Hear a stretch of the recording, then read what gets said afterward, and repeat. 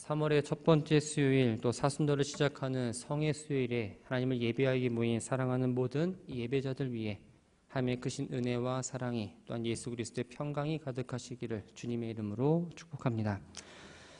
기독교에서 부활절은 매우 중요한 날입니다. 예수님 십자가 죽음과 부활 사건을 빼놓고서는 기독교를 이야기할 수 없기 때문이지요. 부활절과 함께 기억해야 할 절기는 바로 사순절입니다. 사순절은 대림절을 시작으로 성탄절 또 주연절을 보내고 부활전 전까지 40일을 말합니다. 매주 주일은 그리스도의 부활과 죄의 죽음을 이기신 승리를 축하하는 작은 부활절로 간주되기 때문에 40일을 계산할 때 제외합니다. 순이라는 말은 10을 뜻하고 있으니 사순이라고 하면 40을 의미합니다. 성경에서 40이라는 숫자는 수치를 나타내는 기능 이상으로 상징성과 의미를 담고 있습니다. 노아 시대 때 40일 동안 밤낮으로 비가 내렸습니다. 모세는 호렙산에서 40일을 금식하며 율법과 십계명을 받았습니다. 이스라엘 정탐꾼은 40일 동안 가나안 땅을 정탐합니다. 이스라엘 백성들은 40년간 광야에서 생활하며 훈련을 받은 후에 가나안에 입성하지요. 신약으로 넘어와서 볼까요? 예수님은 공생의 사역을 시작하기 전에 40일을 금식하며 기도하셨습니다. 또 부활하시고 40일 동안 이 땅에 계시다가 하늘로 올라가셨습니다. 이러한 사건들을 보았을 때 성경에서 40이라는 숫자는 시험, 또 고난, 시련을 의미할 뿐 아니라 중요한 일을 실행하기 위한 준비 기간을 의미한다고 할 수 있습니다. 오늘은 사순절이 시작되는 제2의 수요일입니다. 다른 말로는 성의 수요일이라고도 표현합니다. 제2의 수요일은 부활절을 기준으로 정해지기 때문에 매년 바뀝니다. 한 가지 의문점이 있다면 성탄절은 12월 25일을 정해서 우리가 늘 지키고 있는데 왜 부활절만 다른 날짜에 지키는 걸까요? 부활절을 언제 지켜야 하는가를 놓고 동방교회와 서방교회가 입장 차이를 보였습니다. 예루살렘을 중심으로 하는 동방교회는 예수와 사도들의 전통을 따라서 6월절의 부활절을 지키려고 했습니다. 이 말은 주중에 어느 날이든지 부활절이 될 수 있다는 의미입니다. 그러나 로마를 중심으로 하는 서방교회는 안식 후 첫날, 즉 주일에 부활절을 지키고자 했죠. 이 부활절 논쟁은 결국 325년 니케아 공의회에서 결정됩니다. 동방교회와 서방교회의 의견을 조율해서 춘분 후 첫 번째 보름달이 뜬 뒤 다가오는 주일로 정했습니다. 이것을 기준으로 3월 22일에서 4월 25일 사이에 부활절을 지켰습니다. 작년 달력을 보면 3월 31일 날 부활절을 지켰죠. 계산법에 따라 올해 부활절은 4월 20일이 되고 또한 주일을 제외한 40일을 거슬러 올라가면 바로 오늘이 제2의 수요일이 됩니다.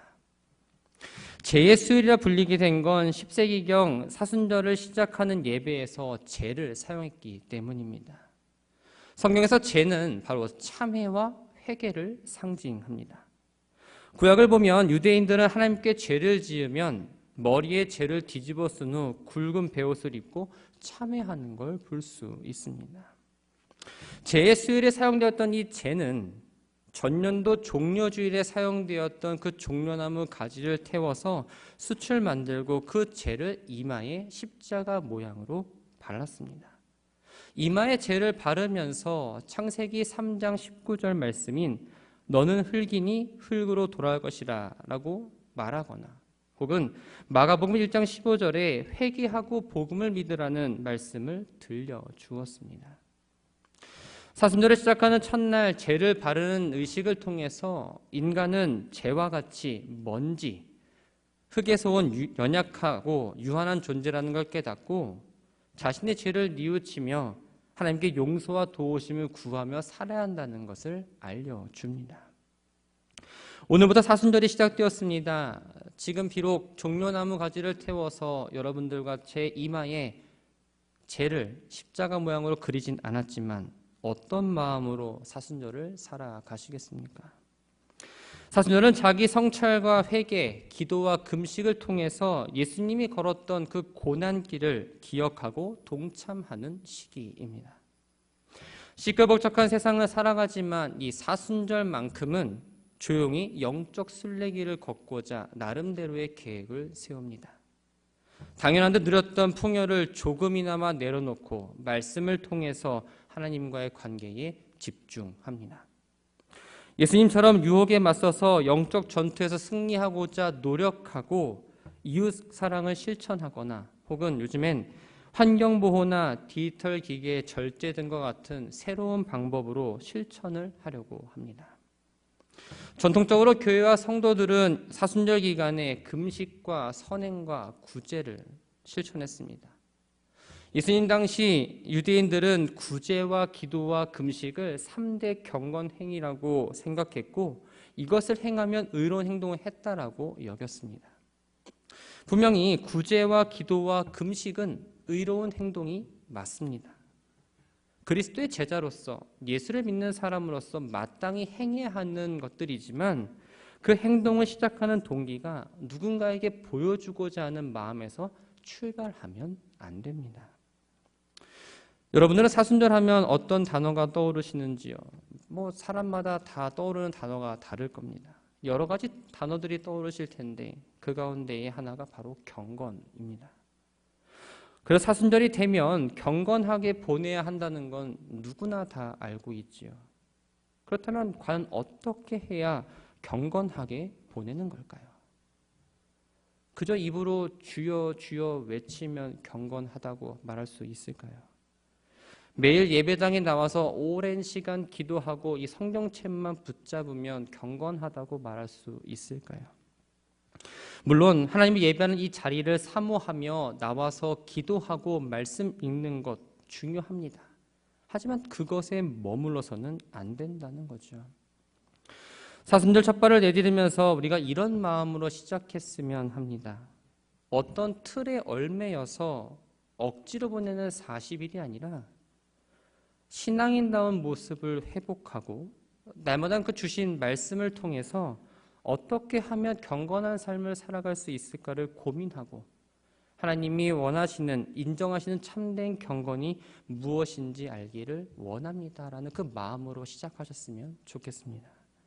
이 마음을 가지고 사순절을 보냄으로써 우리들의 신앙은 조금 더 성숙해지고 4월 20일 부활절을 맞이하는 그날 기쁨으로 부활을 기뻐하며 나아가는 우리 모두가 되기를 주님의 이름으로 축원합니다.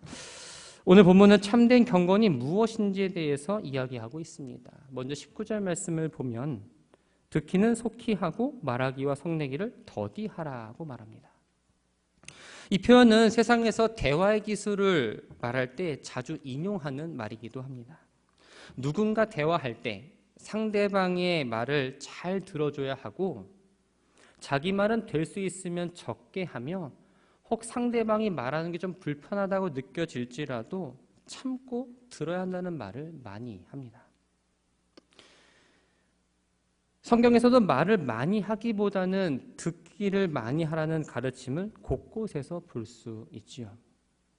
그런데 본문에서 속히 하다라는 이 단어는 신속하다 혹은 재빠르다라는 의미보다는 바로 준비된 이라는 의미입니다. 다시 말해서 듣기를 속히 하라는 건 바로 하나님의 말씀을 들을 준비를 하고 그 들은 말씀을 행해야 한다는 걸 의미합니다. 왜 그럴까요? 바로 18절에서 말한 대로 하나님께서 진리의 말씀으로 우리를 새롭게 하셨기 때문입니다. 하나님께서 은혜를 베풀어 주셨습니다. 그래서 우리가 하나님의 자녀가 되었고 하나님을 아버지라 부를 수 있었고 내 삶의 주인이라고 고백할 수 있게 되었습니다. 자녀는 부모님 말씀에 순종하고 종은 주인이 하는 말에 귀 기울이며 그 뜻대로 행하는 사람들이죠.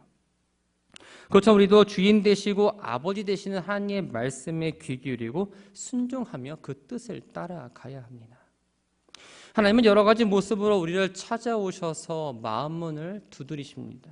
기도할 때는 음성으로, 또 예배 때는 설교자의 설교를 통해서, 때로는 상황과 사람과 혹 자연을 통해서도 말씀하십니다.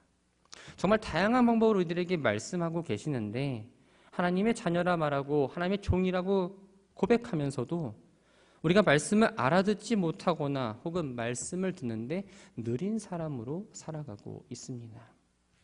말씀을 듣는데 느리다라는 이 말은 무엇일까요? 바로 하나님 말씀을 하나님이 주신 말씀으로 듣지 않고 그 말씀에 반응하지 않는 걸 의미합니다. 말씀을 듣는데 느린 이유는 내 귀에 좋은 말, 달콤한 말, 재밌는 말, 즐겁게 하는 말이 아니라 또 내가 계획한 것, 내가 생각한 것과는 다르다고 여기기 때문입니다. 그러나 성도는 내 귀에 달콤한 말만 듣는 사람이 아닙니다. 히브리서 4장 12절을 보면 이렇게 말하고 있습니다. 하나님의 말씀은 살아있고 활력이 있어 좌우의 날선 어떤 검보다도 예리하며 혼과 영과 및 관절과 골수를 찔러 쪼개기까지 하며 또 마음의 생각과 뜻을 판단하나니. 내 심령을 파헤치고 마음속에 있는 그 악한 것들을 적나라하게 드러내는 그 말씀이라 할지라도 내 영혼을 새롭게 하시는 그 하나님의 말씀을 우리는 들을 수 있어야 한다는 겁니다. 다양하게 말씀하시는 그 주님의 음성을 듣기 위해서 여러분들은 깨어 있으신가요? 말씀을 들을 준비가 되어 있으십니까? 하나님이 나를 부르고 말씀하고자 할 때 우리가 부재 중이거나 혹은 세상과 통화 중이어서는 안 됩니다. 다른 사람과 대화하고자 시간을 마련하고 그 사람의 이야기를 경청하는 것처럼 하나님과 대화하는 시간을 마련해야 합니다. 그리고 하나님 말씀에 조용히 귀 기울여야 합니다. 하나님 말씀을 듣는데 속히 행동함으로 그저 교회를 왔다 갔다 하는 교인에 머무르지 마시고 진정 그리스도인으로 살아가는 모두가 되기를 바랍니다. 말을 더디하라는 건 말을 천천히 하라는 게 아닙니다. 성급하게 자기 의견만 주장하면서 혹은 자기 고집만 내세우지 말라는 거예요. 계속해서 말하거나 자기 주장만 내세우는 사람은 다른 사람 말을 듣지 않기 때문에 혼자 맞다고 우기거나 혹은 논쟁에 빠지기 쉽습니다. 또 하나님 말씀하시는 말을 온전히 깨닫지 못하게 되죠. 야고보 사도는 이런 의미에서 성내기도 더디하라고 말씀하고 있습니다. 이 말은 화, 분노, 증오 등으로부터 자기의 마음을 지켜야 한다는 겁니다. 분하고 노여운 감정이 마음속에 사로잡혀 있을 때 한번 생각해 봤으면 합니다. 지금 이 자리에 여러분들이 화가 난 상태로 앉아 있는데 제가 전하는 설교 말씀이 귀에 잘 들어올까요? 내가 화가 나고 열받고 있는데 여러분들 앞에 있는 성경책이 말씀이 눈에 들어올까요? 결국 그렇지 않다는 겁니다. 분노의 감정이 내 마음에 자리 잡고 있을 때 하나님의 말씀을 받아들일 수 없습니다. 그렇다 보니까 하나님의 의를, 하나님의 뜻을, 하나님의 말씀을 실천할 수 없게 되지요. 우리는 누군가에게 화를 냅니다. 그런데 그 화를 낼 때 내가 원래 갖고 있던 어떤 성격 혹은 내가 갖고 있는 어떤 기준에 의해서 잘못됐다고 판단했을 때 상대방에게 화를 낸다면 그것은 돌이킬 수 없는 상처를 줄 수밖에 없습니다. 근데 화라는 거는 참 불과 같아서 상대방만 태우는 게 아니라 그 말을 하고 화를 내는 나 역시도 태운다는 거예요. 물론 거룩한 분노, 의로운 분노는 필요합니다. 하나님의 뜻이 왜곡되고 불의가 판을 치는데도 불구하고 아무런 말도 없이 가만히 있는다면 성도라고 말할 수 없지요. 그러나 의로운 분노라 할지라도 하나님의 의를 이루지 못하는 좋지 않은 결과를 가져올 수도 있습니다. 하나님의 의가 무엇일까요? 먼저 하나님이 보시기에 옳은 것, 다른 말로 표현하면 바로 공의를 말합니다. 이 공의는 하나님의 속성이기도 하면서 이 세상을 통치하시는 하나님의 기본 원리입니다. 화를 내는 사람은 마음의 판단력이 흔들립니다. 평정심이 무너져 있기 때문에 결국 하나님의 공의를 실천할 수 없는 상태에 빠지게 됩니다. 두 번째는 바로 하나님과의 올바른 관계입니다. 성냄으로써 당연히 이 마음은 고를 수가 없습니다. 마음은 점점 더 황폐해지죠. 그렇다면 누가 가장 좋아할까요? 바로 사단입니다. 사단이 일하는 일터를 만들어줄 뿐 아니라 하나님과의 관계를 어긋나게 만듭니다. 세 번째는 인간이 행동하거나 판단할 때 따르고 지켜야 할 기준입니다. 이것은 이웃을 향해서 나타나는데 분노하는 마음이 있을 때는 결코 이웃을 사랑하는 마음을 나타낼 수가 없고 가질 수도 없습니다. 종종 교회에서 어떤 문제를 가지고 의견이 나뉘는 일이 있습니다. 시간이 지나면 조금 서로의 입장을 이해하고 해결할 수 있을 것 같은데 문제는 점점 더 뭔가 꼬여지고 사람과 사람들 사이의 감정의 골이 더욱더 깊어질 때가 있죠. 하나님을 믿는다고 말하면서 모인 사람들이 왜 그럴까요? 서로 내가 주님을 위해서 나의 주님의 몸된 교회를 위해서 내가 의로운 분노를 내고 있다라고 생각하기 때문입니다. 하지만 사실은 그렇지 않다고 야고보 사도도 경고하고 있지요. 21절 말씀을 보면 그러므로 모든 더러운 것과 넘치는 악을 내버리고 너희 영혼을 능히 구원할 바 마음에 심어진 말씀을 온유함으로 받으라. 우리가 하나님 말씀을 듣지 못하고 성급하게 말하고 화를 내는 건 온유함이나 겸손함에서 나오는 것이 아니라 바로 내 안에 더러운 것, 넘쳐나는 악에 가득하기 때문이라고 이야기합니다. 어느 누구도 말씀을 가까이 하지 않고 자기 말만 하고 화를 자주 내는 사람에게 저 사람은 참 온유해, 저 사람은 참 겸손해 라고 말하지 않습니다. 그렇기 때문에 마치 목욕탕이나 수영장에서 사용한 물을 완전히 빼버리고 다시 새로운 물로 채우는 것처럼 우리 안에 있는 어떠한 성급함과 경솔함, 또한 분노와 육신의 정욕 등 하나님의 의를 가로막는 모든 것들을 버려야 합니다. 겸손한 자세와 열린 마음을 가지고 하나님의 말씀을 받아들이고 채우는 영혼의 대청소가 늘 이루어져야 한다는 거예요. 사랑하는 성도 여러분, 우리가 사람들은 건강에 문제가 있다고 하면 체질을 바꾸거나 혹은 몸 안에 있는 독소를 배출하기 위해서 여러 가지 방법을 사용합니다. 사회도 문제가 생기고 위기가 찾아오면 내부적으로 있던 잘못된 것들, 비리를 척결하기 위해서 제도를 바꾸는 행동을 취합니다. 겉으로 보면 잠시 잠깐 효과는 있어 보입니다. 그러나 정말 잠시 잠깐일 뿐입니다. 건강식으로 체질을 바꾸고 체내에 있는 독소를 배출하고 제도를 개선했다 할지라도 근본적인 해결을 하지 않았습니다.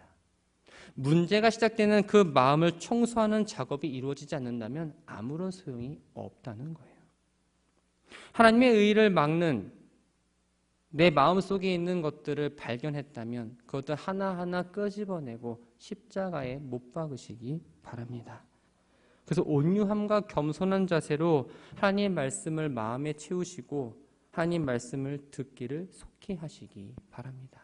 그럴 때 우리는 말하기와 성내기를 더디할 수 있고 참된 경건을 실천하며 나아갈 수 있습니다.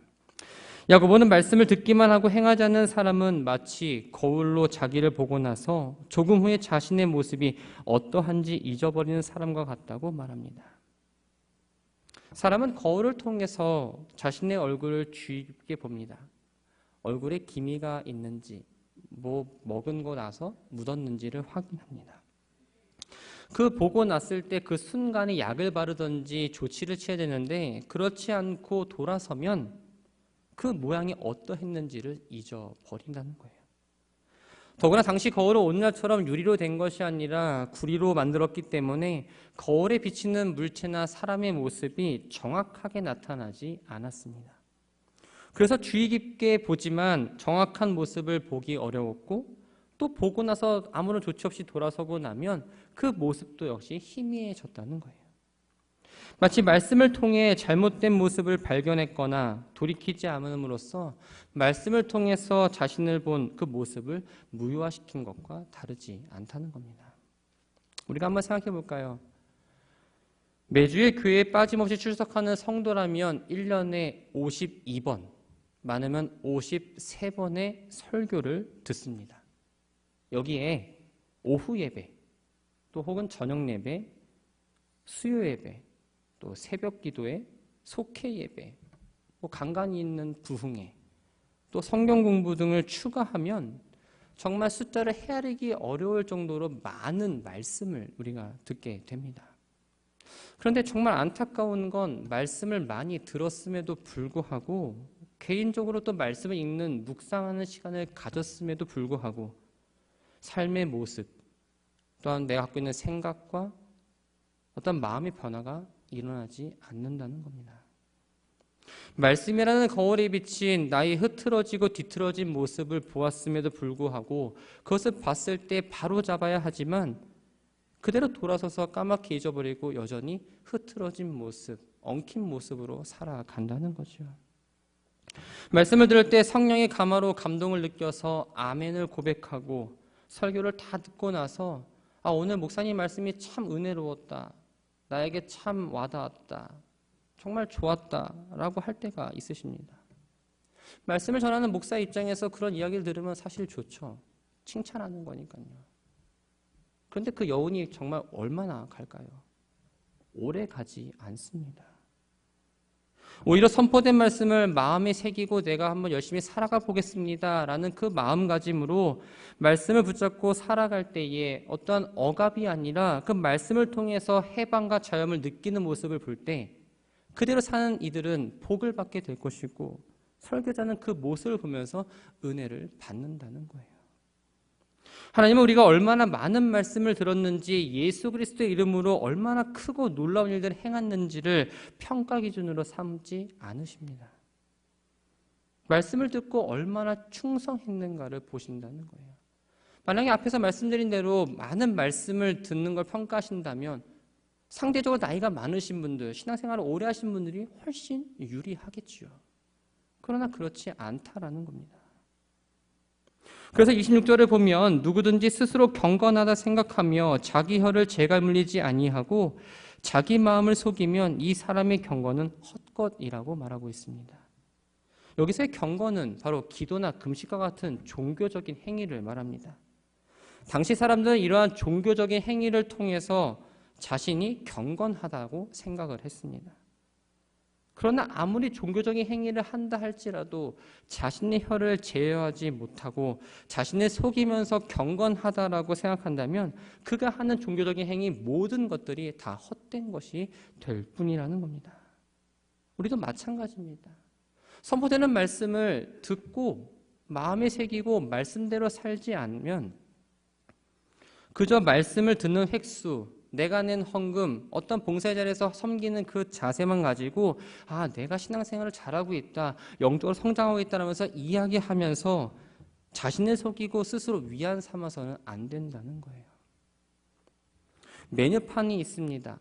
메뉴판에 많은 메뉴들이 있는데 그것을 읽는다고 메뉴가 나오진 않습니다. 메뉴판을 읽는다고 해서 배가 부른 건 아니죠.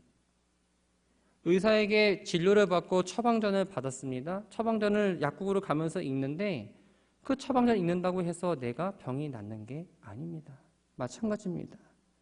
말씀을 듣고 나 말씀 잘 알아 이게 아니라 말씀을 내 삶의 작은 부분부터 실천하고 적용해 보면서 정말 하나님의 말씀의 은혜와 하나님의 말씀의 능력이 있다는 것을 내가 깨달을 때 그것이 바로 살아있는 신앙생활을 하고 있다는 거예요. 여러분은 과연 얼만큼 살아있는 신앙생활을 하고 계십니까? 의무적으로 예배에 참석하는 것이 아니라 정말 내 삶의 힘을 얻기 위해서 하나님의 은혜가 너무나 감사해서 이 자리에 나와 하나님 예배하는 모두가 되기를 주의 이름으로 축원합니다. 교회는 훈련장입니다. 또 다르게 표현하자면 병원처럼 영적으로 아프고 상한 사람들이 모인 곳이 바로 이 교회입니다. 연습은 완전함을 만든다는 말처럼 말씀대로 살아가려고 그 몸부림치는 가운데에 하나님의 은혜와 능력을 체험하고 온전한 성도로 변화할 수 있습니다. 내 생각과 기준으로 바라봤던 것들, 평가했던 것들을 내려놓고 내가 이해하지 못했지만 하나님의 말씀이 내 안에 심김으로써 하나님의 마음을 가지고 그 사람을 이해하려 노력하고 용서하지 못한 사람들을 용서하려는 가운데에 나의 모난 모습은 점점 더 깎여지고 나의 부족한 부분들은 채워지면서 우리도 모르게 한 걸음 한 걸음 그리스도를 닮아가게 된다는 거예요. 바라기는 말씀을 듣고 돌아서는 자가 아니라 말씀이라는 거울에 나를 비추고 흐트러진 영혼의 그 매무새를 다듬는 우리 모두가 되기를 주의 이름으로 축원합니다. 야고보 사도는 마지막으로 참된 경건의 모습을 두 가지를 이야기하고 있습니다. 첫 번째는 고아와 과부를 그 환난 중에 돌아보는 것이고, 두 번째는 자기를 지켜 세속에 물들지 않는 것입니다. 경건하고 정결한 삶을 원한다면 세상의 더러운 죄로부터 자신을 지키는 건 너무나 당연한 이야기죠. 그런데 한 가지 의문점이 있습니다. 고아와 과부를 돌보는 것과 과연 하나님을 경건이 무슨 상관이 있는 걸까요?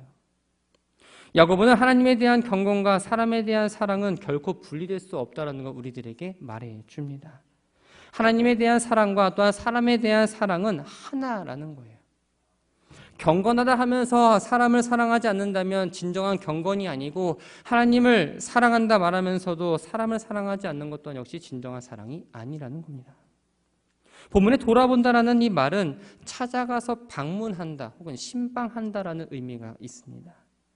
당시 종교적 사회적 배경에서 고아와 과부는 부양해 줄 사람도 없을 뿐만 아니라 그들의 법적 권리를 대변해 줄 사람이 없는 가장 비참한 위치에 있던 사람들이었습니다. 구약에서도 고아와 과부를 돌아보라는 명령을 자주 볼 수 있지요. 특별히 신명기 10장을 보면 하나님이 고아와 과부와 나그네를 사랑하사 그들의 필요를 채워주시는 분이라고 이야기합니다. 물론 사랑을 실천하는 대상을 고아와 과부로 한정지은 건 아닙니다. 고아와 과부는 단지 모든 가난한 자, 병든 자, 또 갇힌 자, 나그네를 대표할 뿐입니다. 우리가 사랑을 실천해야 될 대상은 결코 제한적이지 않습니다. 먼 사람이 아니라 바로 나와 가까이 있는 사람부터 시작됩니다. 하나님부터 받은 사랑을 아는 사람은 이웃 사랑을 하는 것에 대해서 결코 꺼려하지 않습니다. 또 이웃 사랑을 실천하는 것에 대해서 어색하지 않고 자연스럽게 말과 행동에서 묻어 나옵니다. 하나님 보시기에 합당한 경건이란 남들보다 조금 더 가졌고 조금 더 높은 위치에 있고 능력이 있다고 해서 다른 사람을 무시하거나 함부로 말하는 게 아니라 인격적으로 대하고 겸손한 자세로 그들을 섬기는 걸 말합니다. 낮은 자가 높은 자를 섬기는 세상의 법칙이 아니라 높은 자가 낮은 자를 섬기는 하늘의 법칙을 따르는 것이 바로 경건이라는 거예요.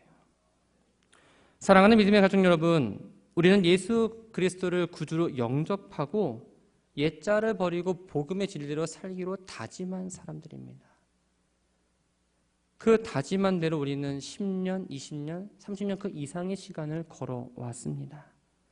많은 예배를 드렸습니다. 수많은 말씀을 들었습니다. 봉사와 헌신의 자리에도 순종하는 마음으로 그 자리를 지키며 헌신했습니다. 그런데 지금 돌아봤을 때 내 삶의 변화가 전혀 없다라고 느껴진다면, 믿음이 성숙되지 않았다고 생각이 든다면 그 모든 것들은 그저 인간이 한 일뿐입니다. 성도는 거룩한 사람을 말합니다. 그러므로 성도의 삶이란 바로 거룩한 삶, 경건의 삶이어야 합니다.